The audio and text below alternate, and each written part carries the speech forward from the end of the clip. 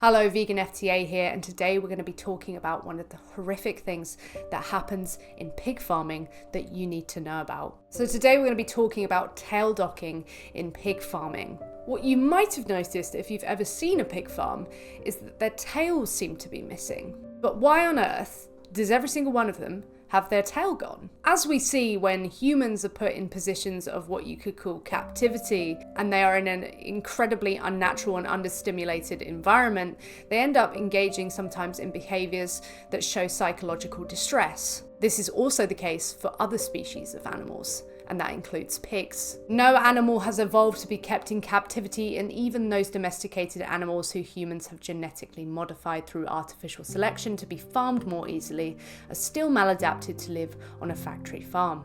As a result, the animals kept in high-density factory farms like pigs will experience a very abnormal life, which will often result in abnormal behaviour. One such behaviour, often found in pig farms, is tail biting, which may begin as a minor compulsion of biting another pig's tail springing from stress and lack of stimulation, but may end up developing into cannibalism. It's horrific that we've learnt these behaviours about these animals because we've put them in these positions of psychological distress, so they end up displaying abnormal behaviours that are harmful to each other. The Agriculture and Horticulture Development Board is the levy board which represents farmers in the UK food supply chain. According to them, tail biting is an undesirable behaviour that can occur in any group of pigs. It can spread quickly in pig pens once it has started and can lead to painful tail injuries, infection, spinal abscesses, and lameness. Tail biting is a complex and multifactorial problem. There are a number of known and identifiable risk factors associated with outbreaks, and in order to understand why the problem is occurring, a systematic way of monitoring and recording tail biting incidents and possible causes should be developed. To help owners, keepers find the solutions and management strategies that work best in a particular farm unit, the following 6 factors should be investigated. Where necessary, with the advice of a vet: thermal comfort, air quality and light, health and fitness, competition, diet, enrichment material, pen structure, and cleanliness. Further solidifying that it is this psychological distress that leads them to behave this way. We put them in positions which affects their psychology negatively. So we've seen the justification for doing it, but what does it actually entail?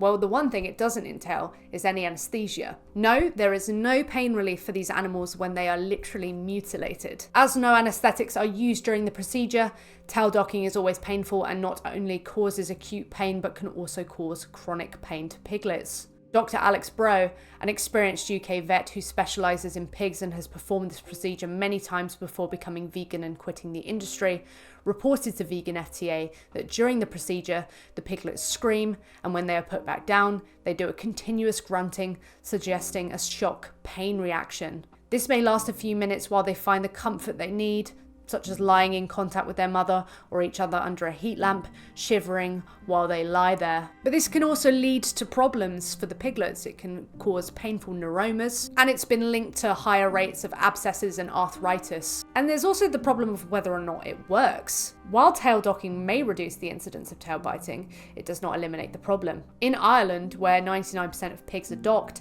a study found that almost 60% of pigs inspected had detectable tail lesions from tail biting. 1% of pigs were found to have severe tail lesions. Another problem with this is causing harm to an animal because of a problem that we've caused for them.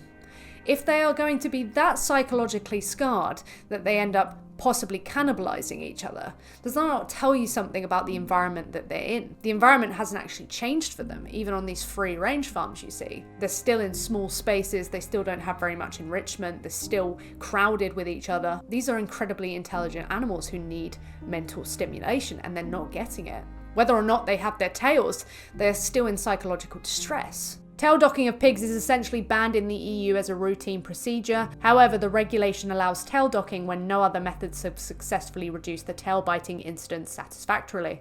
In consequence, tail docking remains very common throughout the EU, with the total ban being enforced only in Finland, Sweden, and Lithuania. Outside of the EU, Switzerland and Norway also banned it. The UK has a ban on routine tail docking, but industry insiders have reported that such a ban can easily be circumvented by regularly producing evidence of tail biting. The countries that ban tail docking in pigs focus on addressing the underlying causes of tail biting by improving housing, providing more space, partially slatted floors and better ventilation, improving environmental enrichment, offering continuous access to rooting materials like straw, sawdust or peat, optimizing feeding, ensuring high quality feed and sufficient feeding spaces, and improving health management, maintaining high biosecurity and animal health standards. But at the end of the day, a farm continues to be a prison where pigs are deprived of the space to be free to move, the stimuli of normal life, and the choices their brains evolved to make. So it is unlikely that a tail biting problem can completely be eliminated or prevented.